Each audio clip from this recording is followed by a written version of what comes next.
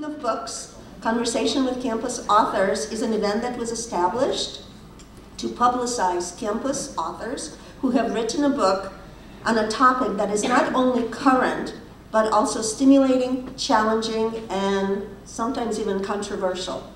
And so I'm delighted to introduce today a campus author who has written just such a book, Technology and the Disruption of Higher Education, Saving the American University. At the end of this event, the book will be available for purchase and signed by the author. And the author is offering it at a really big discount. It's $18 for black and white copy and $30 for a color copy. So Professor Lucas is the Robert H. Smith Professor of Information Systems and Chair of the Decision Operations and Information Technologies Department. He received his undergraduate degree from Yale and his MS and PhD from the Sloan School of Management at MIT. His research interests include IT-enabled transformation of organizations, markets, industries, and our daily lives. Professor Lucas has co-produced and co-wrote with Robert Cringely The Transformation Age, Surviving the Technology Revolution, a documentary co-developed by Maryland Public Television and the Smith School. This documentary has been shown on public television stations around the United States. He's the author of more than a dozen books and more than 70 articles. Before we start, I'd also like to thank Eric Barthold and Rebecca Wilson for their invaluable help in designing and the promotion flyer and the poster, as well as for their efforts in promoting this event. And a big thank you to Professor Lucas for providing this amazing, delicious lunch. He has paid for it, so we thank you. And now, please join me in welcoming Professor Hank Lucas. Thank you very much for that kind introduction. I want to confess that the lunch isn't actually out of my own pocket. It's from the lavish expense account that faculty members have at Maryland. This talk is brought to you by the book, and this is the first time that I've self-published a book. And it's an interesting experience. I'll be happy to talk to you about that when I'm finished. I had written about the transformation of the publishing industry and said, why do we need publishing companies anymore? And so I self-published it, and I found out a couple of things. Nobody will review a self-published book. Okay? I guess because there are so many of them.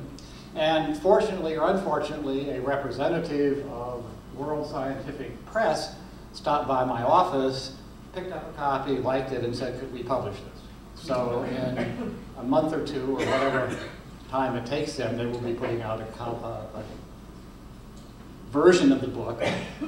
They are a publisher that does scientific publishing. Their headquarters is in Singapore. Interestingly, they say they have a contract to do the Nobel laureate presentations. So I figured that was not bad company to be in. And the other thing they do is they run Imperial College's press, which is where our last dean went to become dean, which I thought was kind of ironic. So the real advantage here is that the books over there are original edition. They're going to be extremely valuable once this comes out. So you'll want to get one before you leave. So this is part of self-publishing, of course, is doing a cover. And I think that took longer than writing the book, because we went back and forth with various people who were helping. And I live in Annapolis. Any of you recognize that university? St. John's, right? It's the main hall in St. John's. In order to protect myself against a lawsuit, we photoshopped the name of the hall. And if you see, you probably can't see the hall. This is Ellen Hall. I was given the choice of the name of the dog or my wife, and wisely I took my wife. So I noticed we've managed to shift a little of the center of gravity forward. I was afraid my reputation as a lecturer maybe had gotten out, so that people were going to the back of the room.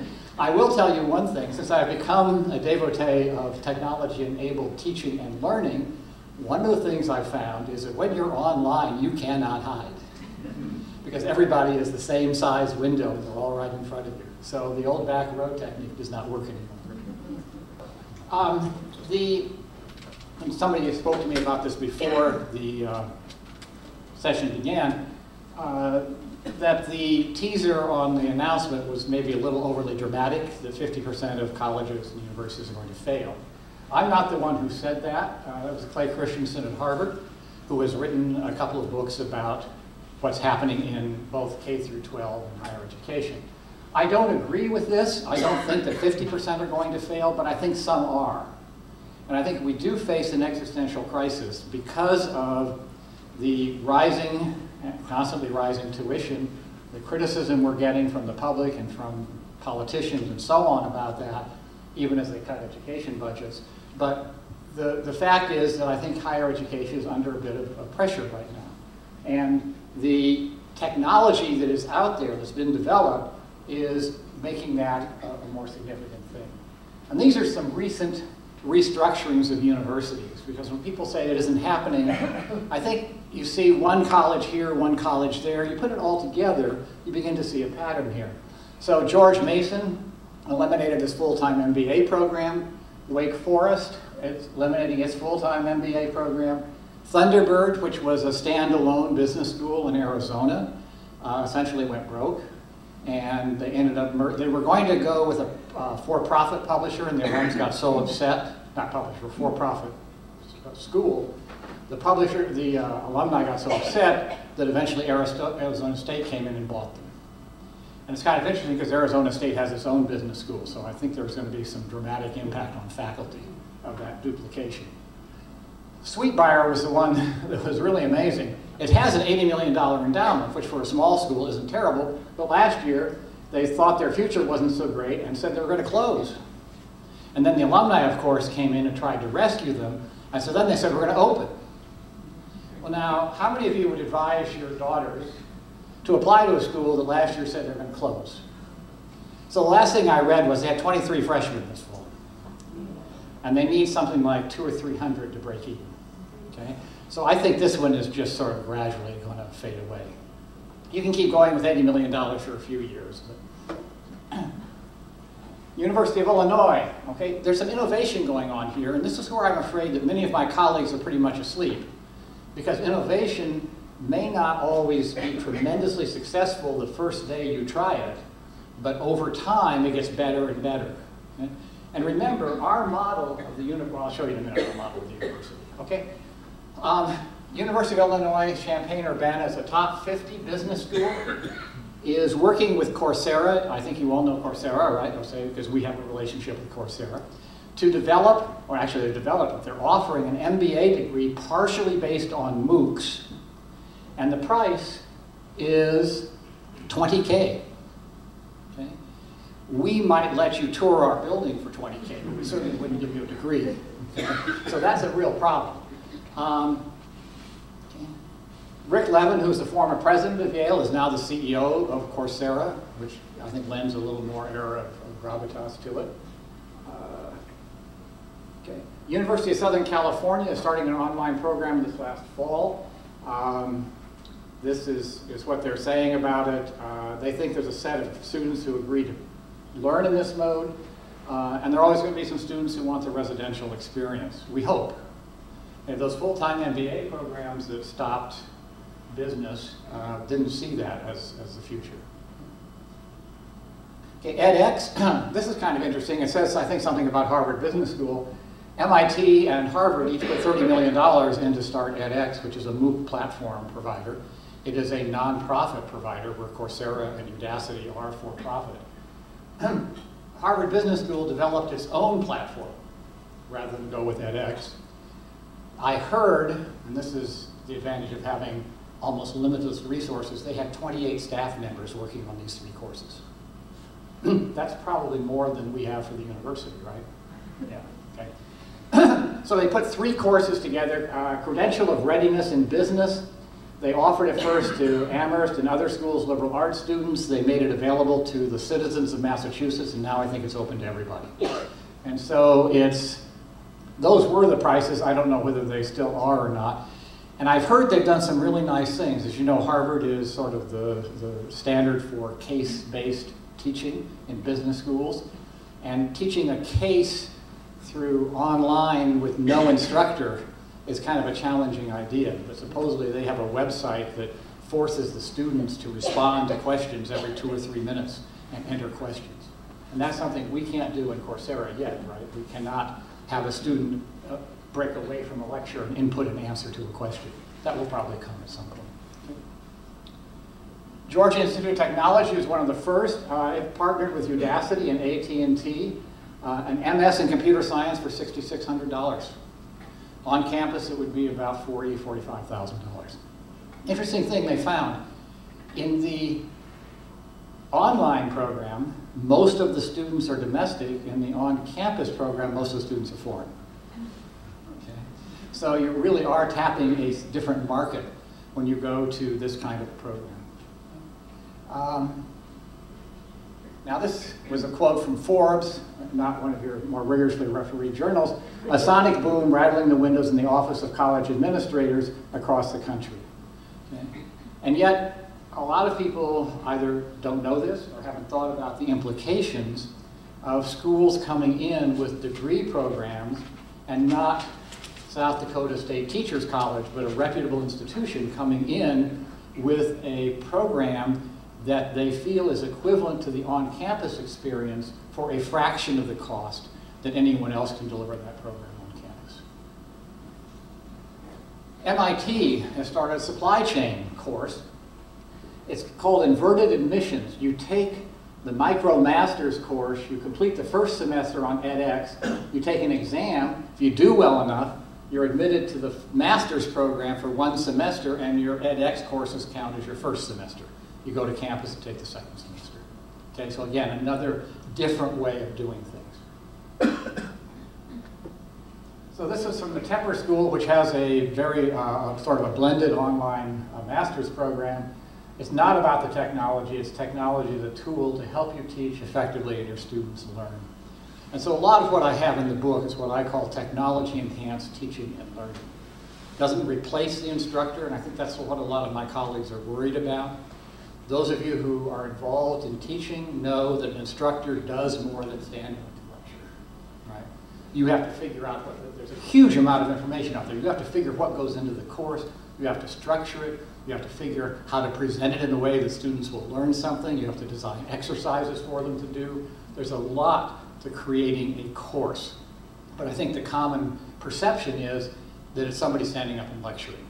And that may not be the model going forward. In fact, I want you to go home and tell people you did not hear a lecture today. You had a discussion. And by the way, I'm happy to answer questions or have people break in whenever you'd like to. Okay, so I mentioned that we've been doing things the same way for a long time. This is a classroom in Italy around 1500. And you'll notice that not a lot has changed. We don't wear quite the same funky clothes any longer, fortunately. But you've got an instructor there lecturing to a class, an attentive class, well, sort of, and you have a student in the back row who's sound asleep. Okay? So that experience we've all replicated many times. The only thing they probably didn't have that we have now is PowerPoint, so it was not possible to suffer death by PowerPoint in 1500. There's some trends in education that I find as a faculty member somewhat alarming. This is data from I believe it comes from the database that the government keeps, Education Department, and AAUP is the one who takes the data and analyzes it. And this shows some trends, okay? This bottom line, and we're starting back here around 1975, is full-time tenure-track faculty. Okay? It's going down, right? But who's teaching them? Who's staffing the classes? Okay? That is part-time faculty. And so what we're doing to save money is we're reducing the tenured faculty that is supposedly rather dedicated and devoted to the institution, and we're replacing them with people who are circuit riders in a lot of instances. So you read these horrible stories about people who teach at 5 different schools as adjuncts and to that sort. It's a lot cheaper for the school. Is it as effective for the students? I think that's an open question. Well, of course, the other thing that happens is Parkinson's law of staff. So the staff has increased 16 times the rate of faculty. 16 times the rate of faculty. As a matter of fact, in the business school, our student population has been dropping, and the staff has been increasing at almost the same rate. Okay.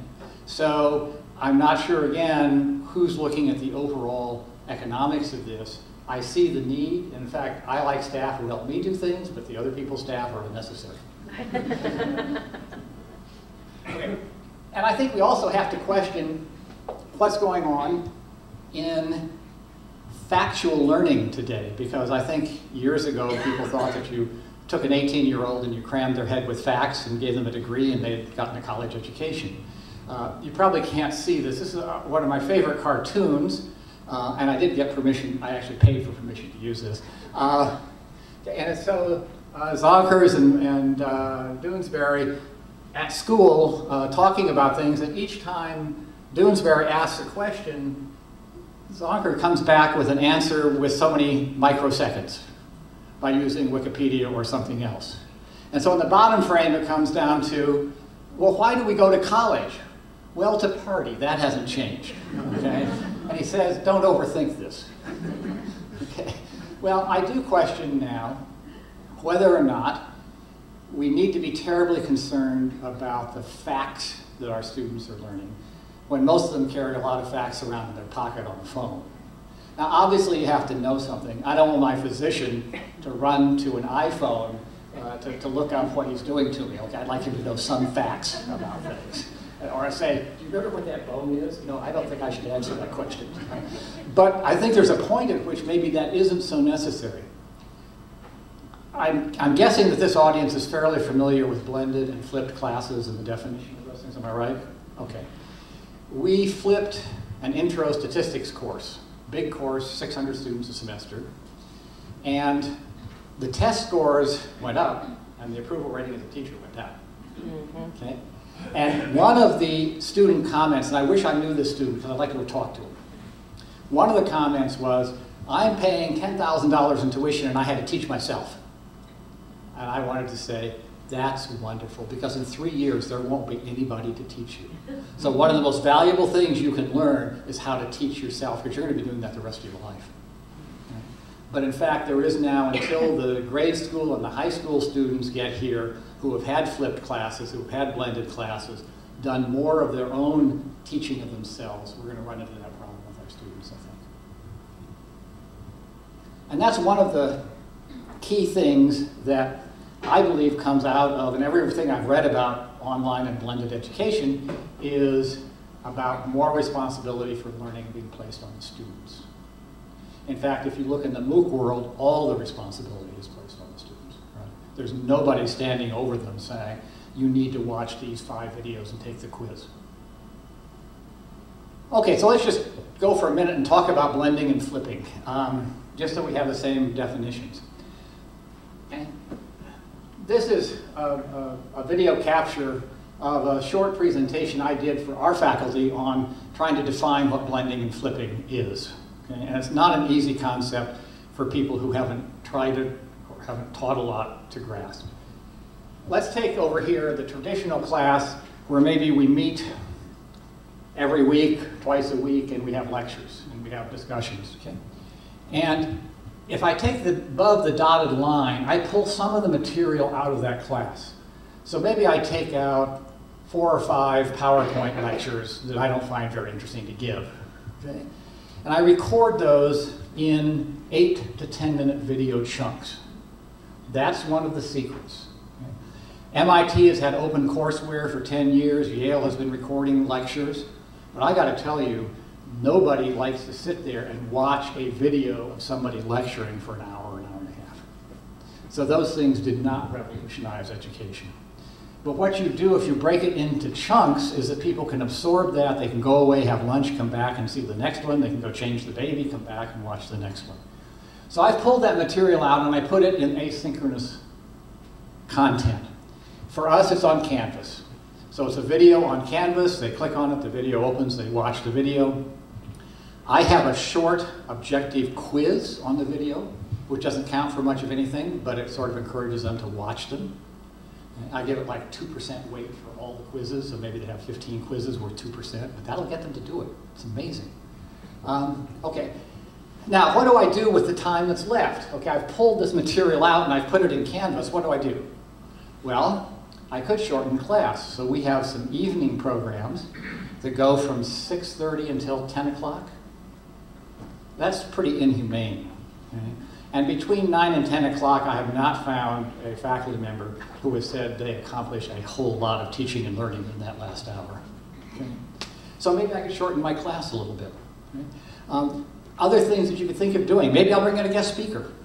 Okay? Maybe I'll break the class into discussion groups. Anything you want to do, you've now got a little bit more time to do it.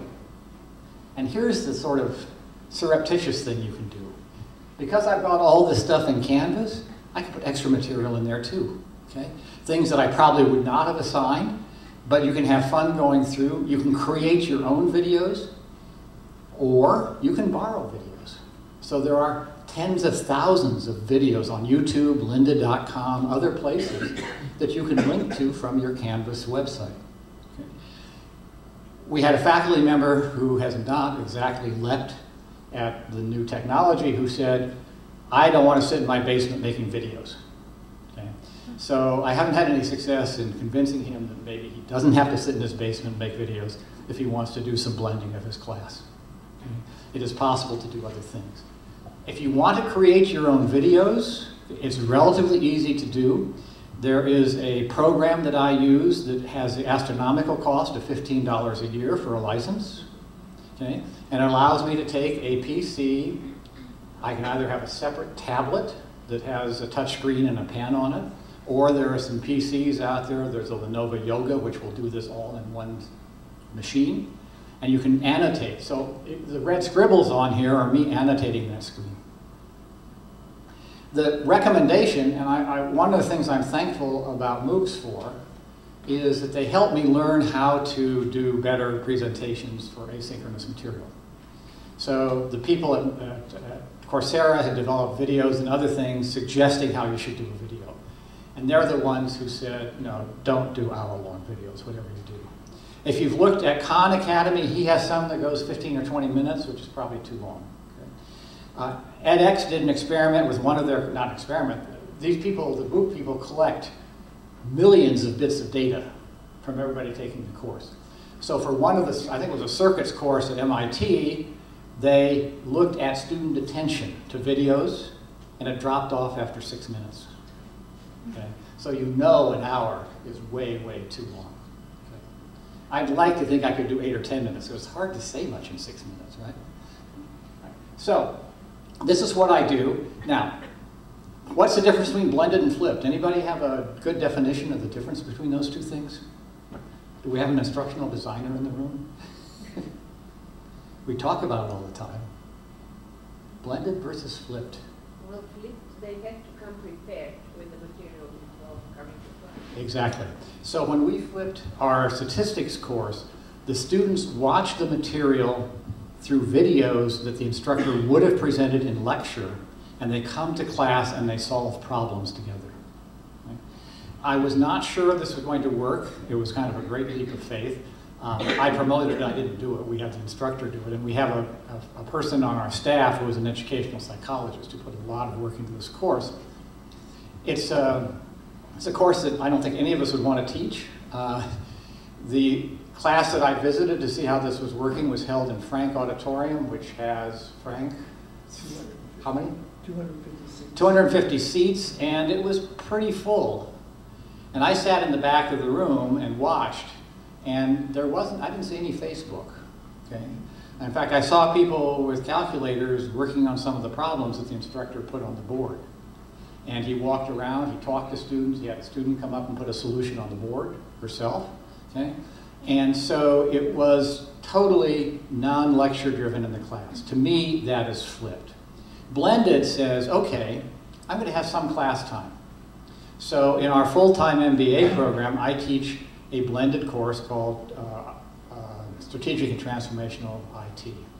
And what I do in that is I have them do all of the PowerPoint and the lecturing I used to do is broken up into small chunks. They look at that on Canvas. We come to class, and the class is all discussion. And that's really solved some problems for me because it was awkward making a transition from lecture to case. Lecture is very passive. And when I talk to our educational psychologist, her main obsession these days is trying to get education to be more active. So if students are solving problems in a class, that's an active activity. If they're discussing a topic, if they're broken into teams, anything they're doing themselves other than sitting there and passively absorbing information makes it an active class. And that's what her objective is. And she believes very much, and I think her research shows this, that students learn better in an active environment than in a passive environment. And I think that's also reinforced. If you've ever read any of the studies of lecture recall, a week later, a month later, something like that, it's pretty low. So if you've done it and if you can relate to it and remember it, then I think we're a step ahead. Okay, so that's blended and that's flipped. Now, you know, it's hard to label things.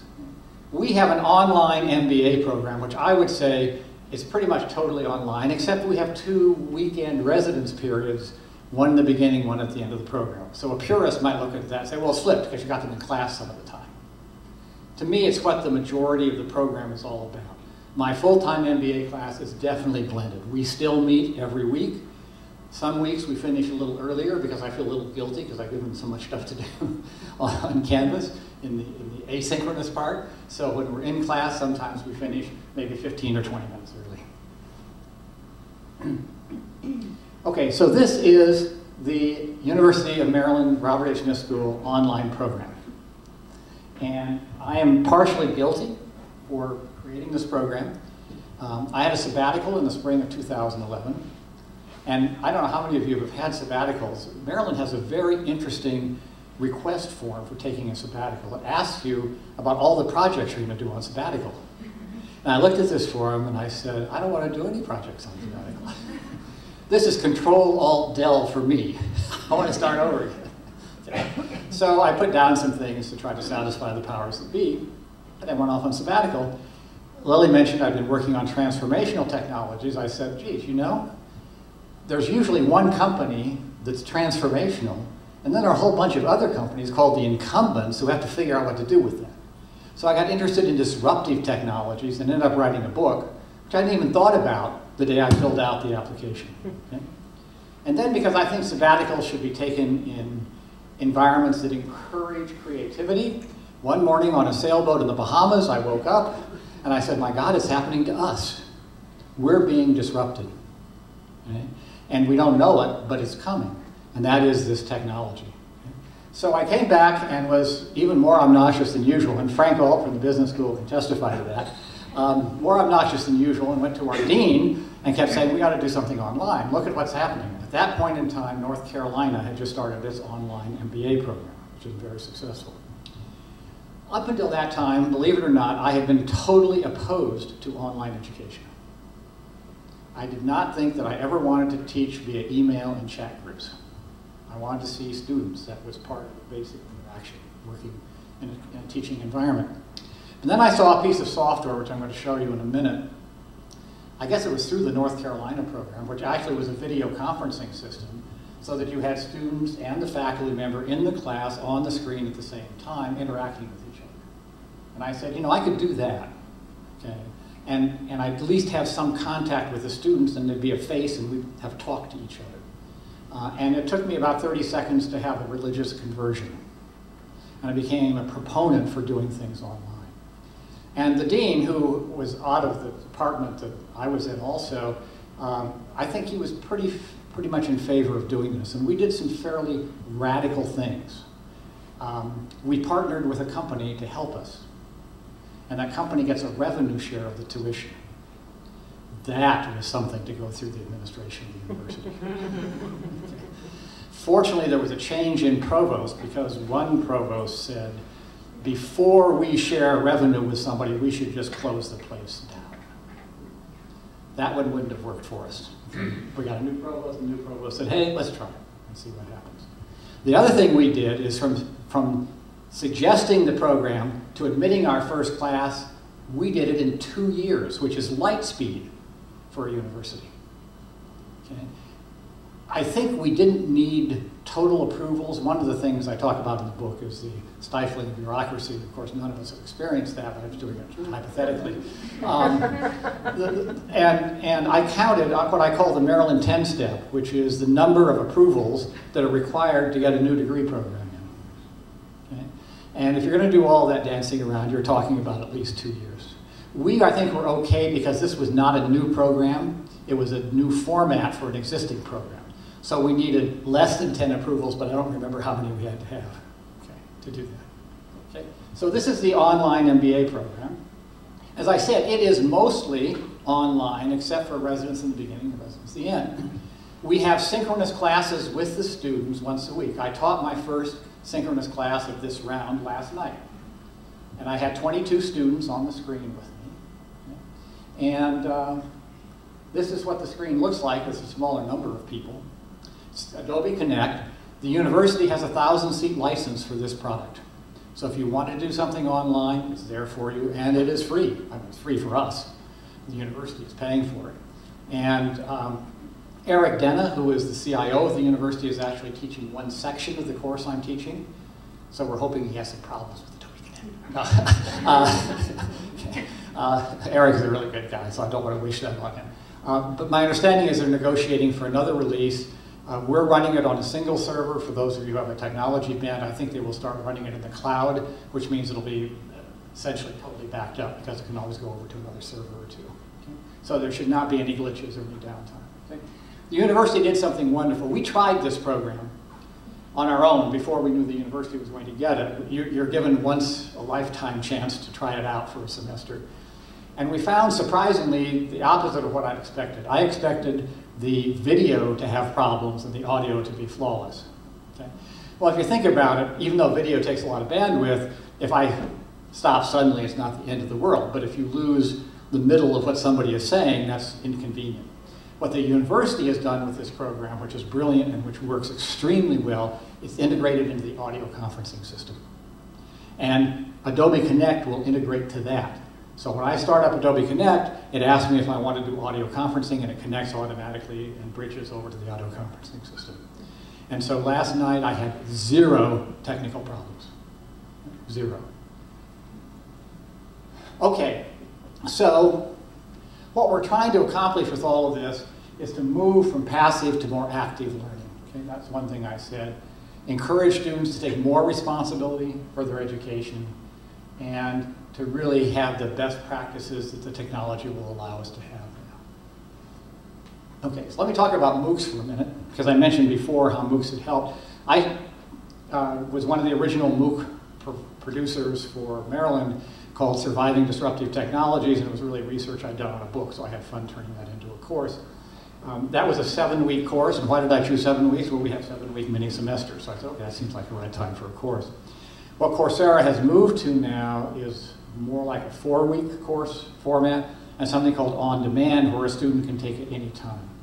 I joked that mine was a MOOC seminar because I had only 16,000 students sign up for it. About 8,000 showed up. About 2,000 finished all the 7 weeks of the course. Okay? Now, I didn't know what was going to happen, okay? And it turned out to be a much better experience. If I can do a little ad here for doing a MOOC, much better experience than I figured. I had students from 150 countries taking the course. I could never reach that on a lecture tour or any other way in a lifetime. So you really had people from all over the world. And Coursera had a discussion board for student groups who wanted to meet. And you'd see a message on there, hi, I'm in Paris, or anybody else taking this course like to get together for coffee and talk about the course. Okay? And at the end, something that really touched me, because it never happens here, okay, there was a discussion group that was started called Thank You, Hank, where people were posting and comments like, I never would have had a chance to take a course like this in my country. Things like that. And Bill can talk about this at length in terms of the exposure the University of Maryland has gotten through these MOOCs. Is it 60% of the people taking them had never heard of the University of Maryland? Okay, now that's inconceivable to me, right? Because there's a university of every state. So you'd guess that there was a University of Maryland. Okay? But they never thought of that. So now, 600,000 people, right, know something about the University of Maryland, that it exists and it offers high quality education. They didn't know that before. So even if we didn't make any money off the MOOCs, that's very hard public relations and advertising to produce on your own. So, to me, looking at what we saw before, I've sort of jokingly labeled this as the utility infielder of technology-enabled education, because you can use this almost any way you want. I think it has missed its original purpose, which was to take people maybe who didn't have the advantage of a college education and expose them to college courses. When I look at the statistics, and you may have more up-to-date statistics, it tends to be mostly college grads who are taking the MOOCs. Okay?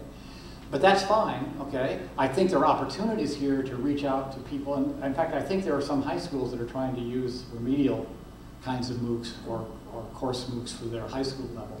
But we saw earlier that we've got some schools now that are actually incorporating MOOCs into degree programs. I would not want to give a college degree for taking my MOOC. But the second time I offered it, in the days I was doing it, it was scheduled. The second time I offered it, one of our staff members, who I'm very respectful of, said, "Hank, you really ought to do this as a 4-credit course within the business school." And I said, "That's a terrible idea. That's a lot of work."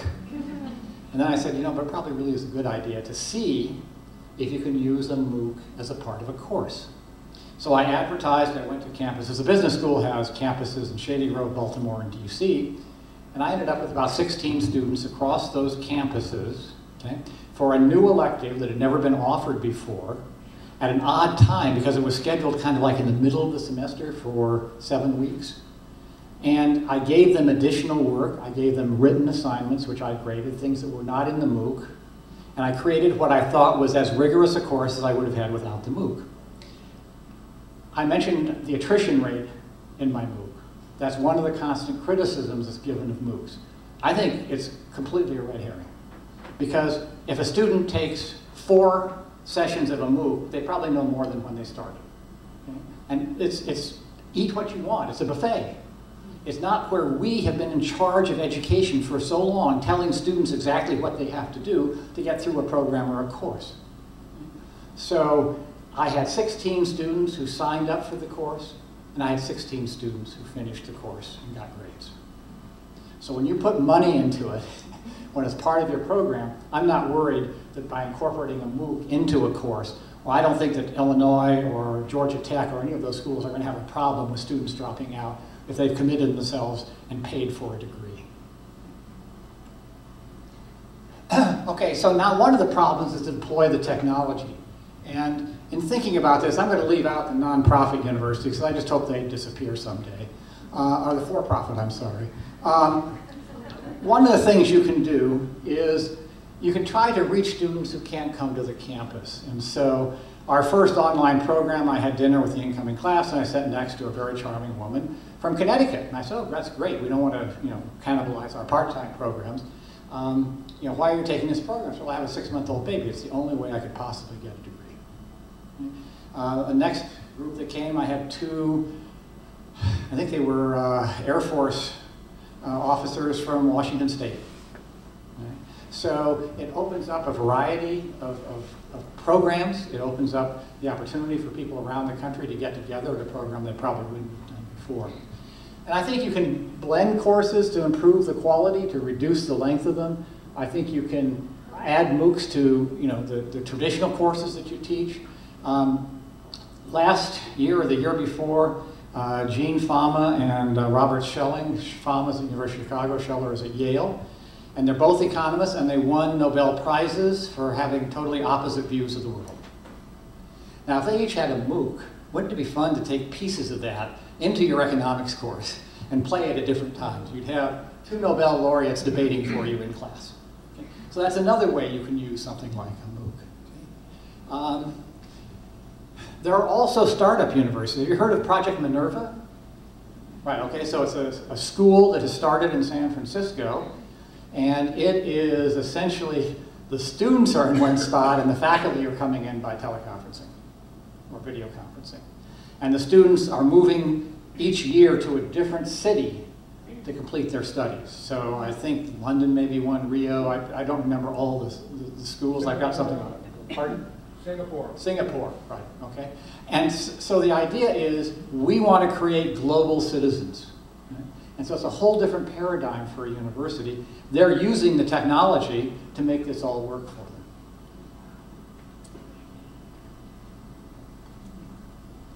Okay, now, my marketing colleagues talk about opportunities rather than threats. I talk about both because I think we do face some serious threats. The opportunities there are to be a content producer and the benefits that come from that. And I cannot tell you how happy I am that the University of Maryland got in on the ground floor with Coursera. We are their second largest, is that right now? Yeah, about that, yes. In number of students, or number of courses? Number of students, okay? Number of students, okay? And so we're a content producer, and that's the position I want to be in. I mentioned I had a photo of St. John's on the cover.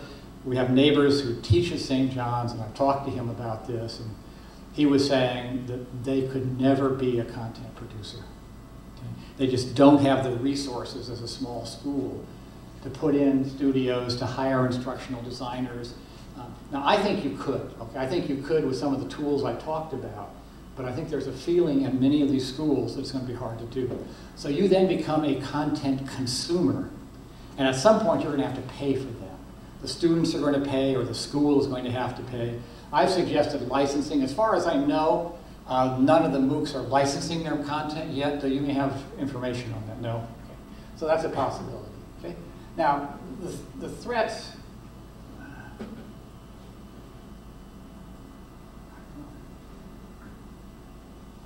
Okay. So the threats for us are the high investment costs. Okay? We actually have been doing it here. I was in a meeting yesterday with Bill and Ben, who is the Associate Provost for MOOCs. For teaching and learning initiatives. Teaching and learning initiatives, okay? And we've done this on a shoestring. We've been very economical about it. Maybe we shouldn't be. Maybe we should be investing a whole lot more money into this as looking to what the future is going to be. We could have huge overruns. We could have had nobody coming to our MOOCs. We were successful. I think that's due in part to having a very good faculty who produces things that people want to watch and learn about. For students, even though we've got some who are doubters, it really offers a lot of opportunities to add material and resources that they might not have had access to otherwise. So we have high investment costs. We may, as a content consumer, the St. John's of the world, may fear competition from startups, schools with different models, lower cost structures. A startup like Minerva is really interesting. They claim they're the only, I've forgotten what they used, but something like equating themselves to the only private startup university of high quality in the last 20 or 30 years. What they don't have alumni. They don't have a reputation. So when you go, I come to you with my resume, I want a job, and you say, Minerva University, what the heck is that? So they've got some things to get over, but in 5 or 10 years, they could be a very, very important competitor. Okay? Faculty threats, man, I tell you, the resistance to all of this, student resistance is nothing compared to faculty resistance. Nothing, even close. Okay? Because if you think about it, we have assistant professors and we tell them, now don't quote, can we erase this part of the tape? We tell them, do an okay job of teaching, but you better do your research. Okay, right? And then when they get to be associate professors and full professors, they've been teaching the same thing for 30 years and they say, man, I don't want to go back and redo this. Now that's not fair because a lot of us do update our courses, but this is more than an update. This is rethinking the course. This is saying, what do I put in the asynchronous material? What do I do in class? What kind of exercises do students do in this environment? Particularly if I'm going to do exercises in class. That's probably different than the book kind of exercises they used to do at home. Okay? So it's not a trivial change from what we've done in the past. Okay? We were chatting before about college costs and about the issues that are involved there. I'm not sure in the long run that this is going to generate much cost savings for the university. What I see right now is big investments, okay, to create this content. It may help the students a little bit. So You know, in our online program, we have what's called a course leader or a master teacher. So I'm the course leader. There are 7 other sections taught by people who are retired, adjuncts, past faculty, that sort of thing, who just enjoy the teaching. So they don't have to get paid as much as a tenured faculty member would to teach there. A little bit of economics there, okay? Gain. Okay. So all of these things will tend to reduce cost a little bit, but then the investment in developing materials, we have in the business school, last time I counted, 5 instructional designers, something like that. Okay. Investments to create MOOCs, high quality online programs, revenue sharing, faculty support for course development, increased teaching loads may come out of this. Now for the students, if you have graduate programs, you'll have fewer opportunity costs because you can go to an online program and not give up your day job. So you don't lose whatever salary you're making now. For the undergraduate student, and I believe very strongly that the students who are most fortunate will spend time on a campus. I'm not in favor of a total online degree for undergraduates unless the alternative is no college.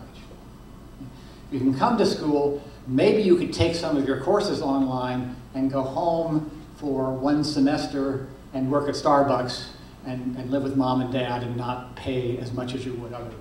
But we're talking about relatively small amounts of savings here. We're not talking about cutting the cost of college by 50 or 60%. Okay? So who's the most threatened? I think it's a small private school. Okay? It's a small private school that's probably not well known outside of a 200-mile radius. Okay? Has high tuition relative to a state institution. It depends on tuition for most of its budget. It can't afford the technology to be a content producer. It has to be a consumer. And then raise the question, what about a school like Maryland? Let me go back, though, first to the small school. There's an anecdote in the book, I found in an article, one of the newspapers, Times or Journal or something, about a young woman from Ohio who had gone to Northern Ohio University. Now, just as I assume people should know the University of Maryland is in Maryland and exists, okay? How many of you would guess that the University of Northern Ohio is a private school with a name like that? This young lady went to the campus, was blown away by the programs and the faculty and everything else. She ran up $100,000 debt to graduate from Northern Ohio. She is now working 2 waitressing jobs. Okay? Her debt repayment is astronomical. Her mother has taken out a life insurance policy on her because her mother co-signed the loans. Now, there's bad advice being given there, really bad advice. But schools like that, okay, I think are ones who are likely to suffer in this new kind of environment. What about a school like Maryland? Would a University of Maryland ever be threatened by this? No, why not? No, I'm not. I just moved my head. That's okay. I take anything. A cough, a sneeze, anything.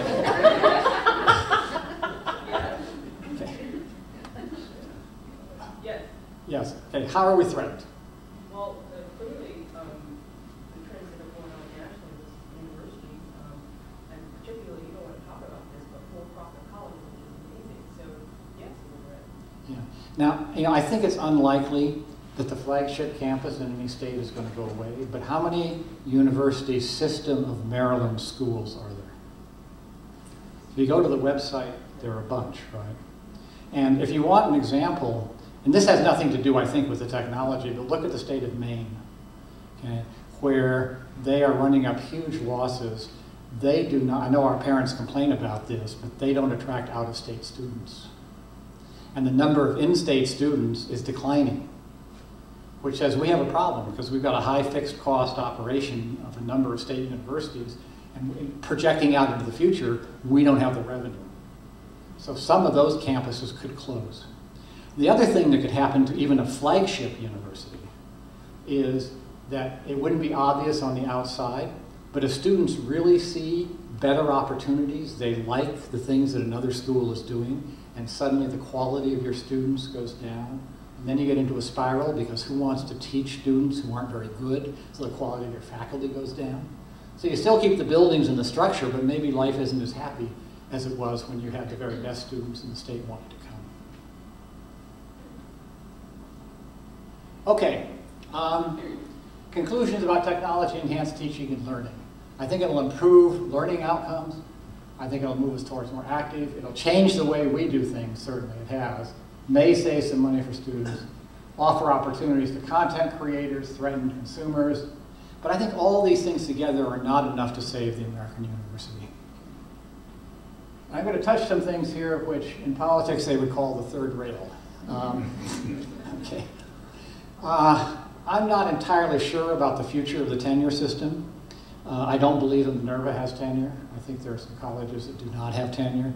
It may go away. Tenure was actually offered as an inducement after World War II to get people to go into teaching, because you had all the GIs coming back from the war, a huge enrollment surge and not enough faculty. So how long we'll have tenure, I don't know. It has advantages, certainly. A lot of us have been saved by the tenure system, but that's something I think is going to be an issue. I think teaching loads are going to be an issue. Right now, the teaching loads in universities, I don't like to talk about to people who aren't in universities, because it sounds like we don't do anything. If you compare us to a high school teacher who's teaching 6 or 7 hours a day, 5 days a week, it looks like we really aren't earning our pay. Now, there's a lot more to being a college instructor in most cases than there is to being a high school teacher, but I don't think the public actually sees or appreciates that. Okay, the research dilemma. How much of your resources do you want to devote as a university to research versus teaching? And that interacts with the teaching load question, because if you have somebody teaching 5 courses a semester, I guarantee you they're not going to do very much research. On the other hand, if you have everybody doing research, nobody's going to teach, and that's one significant revenue stream coming in addition to the grants that come in for your research. So there's a very delicate trade-off there. If you go above the college interest to the national interest, you find that companies now don't do very much basic research. They do product and applied-oriented research. So we've really relegated fundamental research by and large to our universities. So if you want to pressure them to teach more, then you've got to ask yourself, what does that do to fundamental research in the United States? Summer vacation. The Ivy League tried, I don't know, 15 or 20 years ago to force students to attend 1 semester in the summer. That lasted about 1 summer, I think. But in fact, we finish up here middle of May. We start again around Labor Day. Boy, there's a huge plant sitting here that's not doing very much. I know there's some summer programs and other things. Okay? But we may have to rethink how we use summers. As a matter of fact, if I teach, my understanding is if I teach in the summer, it doesn't count as my load, because the legislature recognizes fall and spring. Cutting departments, oh, this is really tough. I don't want to say too much about that. But there are probably many schools with marginal departments. I heard of a school in the West Coast, which will remain anonymous, that has 100 faculty members in anthropology and archaeology.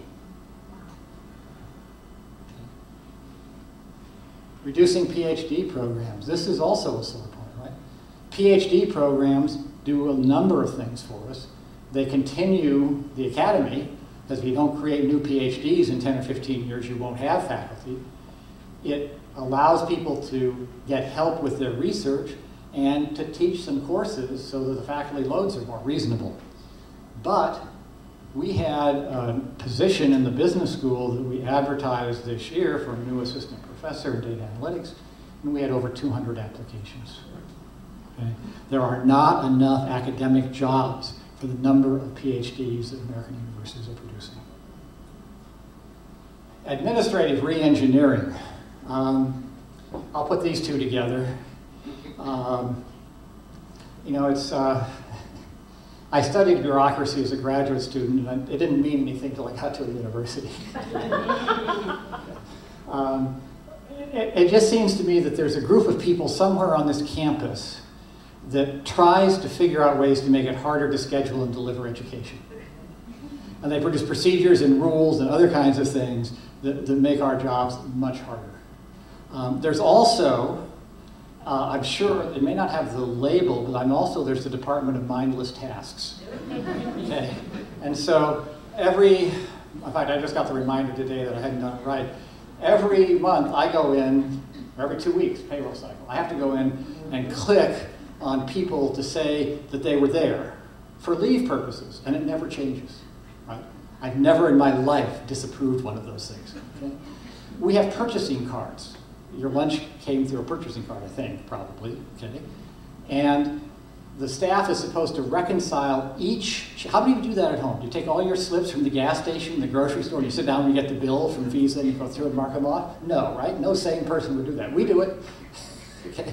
We do it. And not only is the coordinator of the department supposed to do it, I'm supposed to review what she's done. And then I sign it. And then I go online and click on something that said I signed it. Okay, so that's how I spend. Pardon? Sometimes you want to mind this thing. Yeah. Well, yeah, we were kind of zoology department, like a trained chimpanzee. Faculty governance, okay? The faculty wants to have a say in everything. But wait a minute, we said the biggest source of resistance to change was the faculty. Okay? So we still have people who are smarting in the business school because the online program did not go to a faculty vote. And the rationale for that was, it's a change in format. It's not a new program. But some people thought they should have voted. I'm generally in favor of democracy, except when it goes the way I don't want it to go. And I said, there's probably little chance this would pass. Okay? I will tell you now that the online MBA program is probably our most successful program in terms of students' enrollments. Full-time MBAs across the country are dropping, part-time programs dropping. The online MBA program has grown to over 200 students in 2 years. Dealing with competition for courses, students, and faculty. Sharing technology, okay? We don't do a lot of that, we can do more. I think Eric Den is going to help us with that. Buildings and grounds, I call it the edifice complex. And huge amounts of debt have been taken on by colleges, and it's part of competing for students, right? You need a center with climbing walls, and one school has a brook running through its student union, things like that to get students to come. And then the real third rail, of course, is varsity athletics. And I have to be careful what I say about that one in particular, since we just joined the Big Ten and I cried for a week. And then we're talking about doing MOOCs on a shoestring, and we're going to put $150 million into an athletic complex and an indoor football stadium. I grew up in the Midwest, and we were able to play football outdoors, but I guess things have changed in that length of time. So we need an indoor football stadium, and I just say, well, $150 million for athletic complex, why don't you give us $50 million for academics? So far, no one has answered that request. Okay? Keep pushing. I'll keep pushing. Yeah, that's where tenure helps. Now, one of the things that I think would help, I know that we do all kinds of comparisons in the leagues and so on that we're in. I think is to do some benchmarking to see where you stand, and I don't think we do enough of that. So I just took data from IPEDS, which is the Department of Education database, and I compared to University of Virginia and Maryland. And these numbers are kind of interesting. So our undergraduate enrollment is quite a bit larger than Virginia's. Our 6-year graduation rate isn't quite up to Virginia, but 81% is very respectable for a public university. I'm very proud of that number. Our staffs are about equal, so I have to be careful what I say here. They have far more staff per student than we do. Okay? Tuition and fees are higher than ours, and then you look at state support. So our state support is about double what theirs is per student. Maryland is lucky, and I think the number I heard was about 30% state support for our budget, someplace in that neighborhood. That means we're really lucky. It also means we're unlucky, because when it gets cut, it really hurts. If the state budget is 5% of your total budget, it can go away. It's not quite so painful. Okay, so this is too small to read, and that's on purpose, so you have to buy the book to see what's in here. But essentially, what I do is I try to end up with some suggested strategies for schools who are confronting this new technology and the things that they might do. So I do the private elite schools and the state flagships, the small regional or public, and the startup. And my solution for the ones most in danger are probably to do more sharing, so I can see a group of colleges, maybe not too far away. If you look up in Massachusetts, you have Mount Holyoke, Smith, UMass, Amherst, and New Hampshire, or Hampshire, right. And they let people take courses in each school and so on, but you could think of doing even more tighter integration than that. You could think of one faculty. So I'm sure each of those 5 schools has a purchasing department, it has a grounds and maintenance department, it has all kinds of departments. Maybe one centralized department could do more with fewer people. Okay? And that may be the answer for those schools, okay? To form some kind of a consortium. And then I'll just leave you with the last paragraph in the book. Technology-enhanced teaching and learning provide new opportunities to increase the availability, quality, and flexibility of a college education. Technology alone will not save the American university, but will play a vital role in the future of education. The ultimate outcome from the pressures on higher education depends on all of us who are associated with these incredible institutions. Can we rise to the challenge facing American universities? Can we work to ensure that their leading role in society continues throughout the 21st century? Okay. Happy to discussion or questions. Yes? You are a radical. And, good. Yeah, you're probably going to get chased from the campus, but some of us here will block them off. Thank you. And so last week I was at a conference in Champaign, Urbana, and I was talking to a woman from Chicago State. And she said, they're closing Chicago State. And I said, oh, okay, what does that mean? She said, they're closing Chicago State, so I have to get my stuff out of my office. I said, no. Explain to me how that's done. The budget had not been approved. The governor was holding it up, one of those governors. And she said, they're closing the school. I said, okay, explain that to me. And she just looked at me and said, why don't you get about that? Because I could not wrap my head around the fact that they were closing Chicago State. And she said, we're in trouble with another university, I forgot, in Chicago, is also in trouble for being on the edge of being closed. And so what you're talking about in terms of education, future education, I'm very interested. And so I had a couple things. First, so you did address a little bit for the for-profits, but I think they're doing very well this last, 5-7 years, and we are not. So that's something that I think. One thing I'll comment on, I've considered suggesting that they go after the nonprofits as organized criminal, or the for-profits as organized criminal enterprises. They basically have been defrauding students, and the education department a year or two ago put in more stringent requirements, like you couldn't have 90% of your financing from federally guaranteed student loans, or some of them did. So in fact, the number of students has dropped dramatically in those schools, and the government put, is it Laureate? They put one of them out of business entirely. They agree. In fact, the student loan program, if you went to the school, you can apply to have your debt forgiven because they figure you were basically defrauded by the institution. Did you want to speak on the partnership with UMBC? I ask people who ask questions. Sure. Would you mind repeating that question? The partnership that was in the paper with us in Baltimore? Yeah, I don't know a great deal about it more than what was in the paper. The article that I saw was saying that the legislatures who were pushing this thought that most state universities had a medical and a law school all on the same campus. I think, my experience with medical schools is limited, but a school I was at before, the budget of the medical school was equal to the budget of the rest of the university. I mean, they're a much different kind of academic institution than is something like College Park. I can understand the reasons for wanting to put them together. The fact that they're 40 miles, 30 miles apart is going to make that more difficult. I'm curious to know how your findings and conclusions might change if we as a country were to move toward a model of free higher education. That's interesting. I had not thought about that. In fact, when World Scientific publishes this, we're going to indulge in a little subterfuge. We're going to take the subtitle off, so it isn't just American education.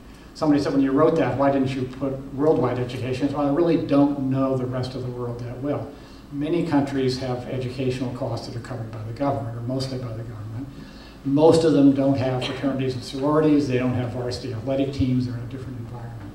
But I think that free education, to the extent that we would then rely more and more on politicians for our budget, scares me a little bit. Okay? Because you get people who are instant experts in education, and the politicians start trying to run the universities. And we've seen what happens. We've seen reactionary groups get into Congress to want to cut off all money for some organization or some program or something else. So I can see it being a little bit of a nightmare for us from that standpoint. I think there's going to be a huge shift that people aren't aware of in the financing of higher education to the federal government because of these new plus loans, the loans that are income-based repayment. And the government now, and Bush started this and Obama liberalized it some, but if I remember the statistics correctly, you can take out these loans. When you graduate, you have 20 years to pay them back at 10% of your discretionary income. So you take out reasonable living expenses and you pay them back for 20 years. And if at the end of 20 years you haven't paid your college debt, well then we're going to pay. Okay? We're taxpayers. If you go into public service, which would include teaching, it's 10 years. Okay? So if students catch on to that, I think they're going to want those kinds of loans, and I doubt that's ever going to pay off, right? In 10 years, at 10% of your discretionary income, you're not going to pay back a $20,000 or $30,000 or $40,000 college debt. Yes? My question is kind of geared looking more 10 years from now. So if we go fast forward. I'm not sure about 20. Well, let's look at year 2025. Okay. That's 10 years from now. So if we look at something like that, and we look at a model of what our educational system would look like in the year 2025, you sort of touched on it a little bit, but if you expand on it a bit, if there's an access for and a much more kind of teasing out kind of perfecting online learning through the MOOCs, more and more students will be able to lower their educational costs and be able to take the MOOCs. That means that there's more and more students who won't be coming to campus, and campuses have a higher overhead now that they have to spread over in some way to the students that are coming to campus. Right. So that's going to push, so Maryland would, in terms of we were talking about threats, Maryland would, eventually have that downward financial, push because of the fact that now that cost, that fixed cost of the campus and the dorms and et cetera, is now going to have to be spread over those areas like varsity teams, et cetera, that you're talking about. So the reason why then I asked that question is, does that mean that now we're trying to maintain, and as long as you maintain, a past system, we have varsity teams, we have campuses, we have dorms, we've always had that. So does that mean that if we go forward in 2025, does that mean that we need to not only remodel our thinking about educational systems, does it also mean that we need to rethink about how we're gaining and what that educational experience now becomes, because now there won't be resources that we can really support that older school model of the campus life, et cetera. When I drive in, when I drive in along Knox Road and I see new apartments and doors and buildings go up, I start thinking, man, do we really want to do that? Okay, because I think that we're going to have an environment of fewer students on campus at one time. They may circulate through the campus at different times. I think that it wouldn't probably be that hard to convert a dorm into a hotel. So maybe you go home to Hyattsville and you get a job and you come back, and in February you take all your lab science. So you need a place to stay for February and part of March. Okay? So I can see that happening very much. My solution to the athletic problem, because I think it has tended to corrupt universities, if you look at some of the scandals around North Carolina and other places, others have suggested this too, is to franchise the teams. So I think we should get a bunch of alumni to create a corporation called Maryland Terps, and we license the team, the uniforms, we keep the merchandise, we rent the stadium. They can pay the coach $10 million if they want to, they can hire their players, and if the players want to go to college, they can apply and go to college, but they don't have to. Okay? And that would get us out of the entertainment athletic business. That view is not widely shared by many of my colleagues who buy season tickets to everything, but it's one possible solution that's been suggested. Yes, sir? A question, this is somewhat more of a provincial kind of argument here, again, with the University of Maryland system. and want to get your viewpoint and other people's in this discussions, viewpoints. University of Maryland University College actually is a quarter mile from here, one quarter mile. Right. Kind of unusual how it was ultimately developed, but it is developed as online with some classrooms, classroom instruction. Actually, some classrooms right in the very campus we are at. There is not a good relationship between College Park and University of Maryland University College at a level, I believe, of the faculty. I believe that's the issue. Nor is there really any kind of much coordination other than, as I said, some classes are actually, of University College, are actually physically in classrooms of College Park and space available kinds of things. Their model, though, would be far easier to fit this new innovation kinds of things. They actually were earlier in the innovation of online education. They're kind of stalled out for the moment, but they could easily do what you're describing. What's the prospect for University College? I don't honestly know what their opportunities are. I think some of it goes to what you believe the model of a university should be and the role that you view research as playing in teaching. Because my understanding is that UMUC is not a research-oriented institution at all. And so the question is, does being a researcher enrich the student experience and the classroom itself? If it does, then the model we have here is going to produce better output, better MOOCs, better online courses, and so on. And maybe at some level, the model without research is adequate. So maybe we believe that's adequate for K through 12. Okay, we don't feel that high school teachers need to be doing research. But once we get to college, we begin to start bringing research findings into what we're teaching. So I see that as really the philosophical question in saying, should we put all of our resources into UMUC if we're doing it? There's also the brand. So I think when people see University of Maryland College Park, they have different expectations than when they see UMUC. So again, if we're trying to market our MOOCs to people, our online programs and so on, we do have an advantage of being thought of as a high-quality institution.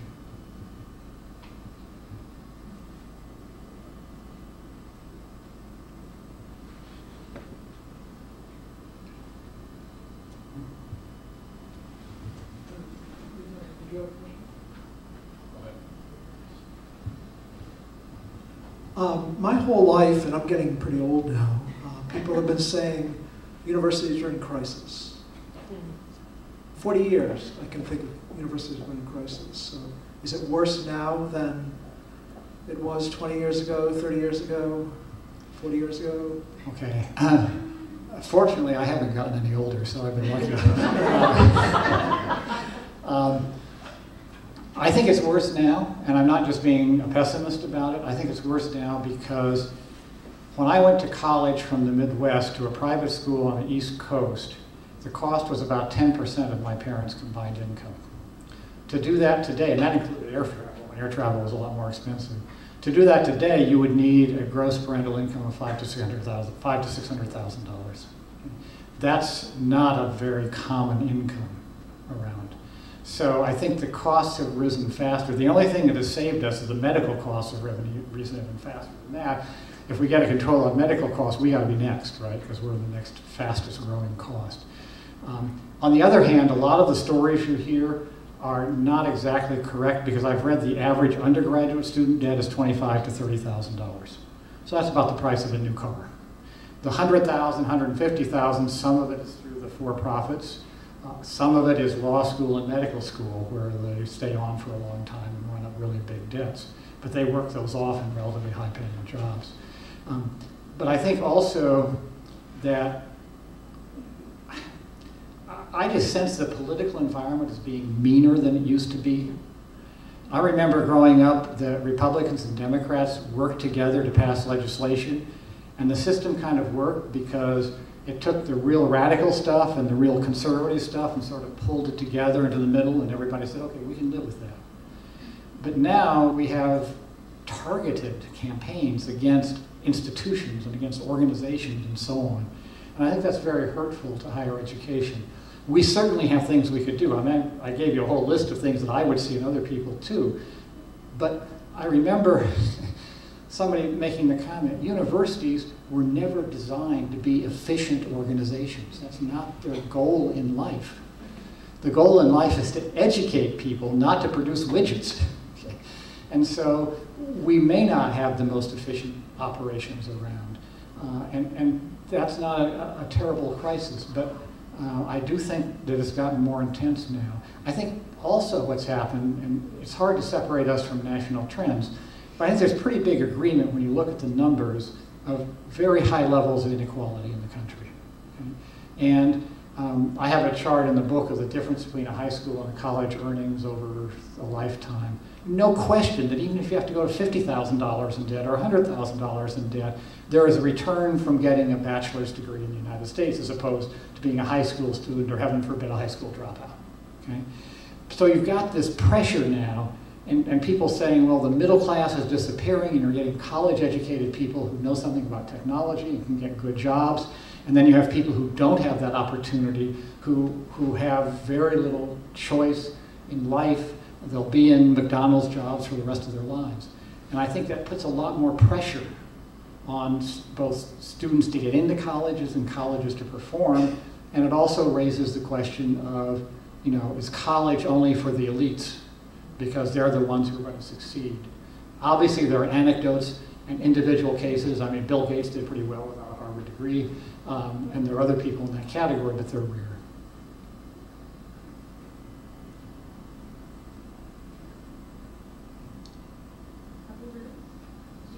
Any other questions? Okay, great. Thank you all very much for coming.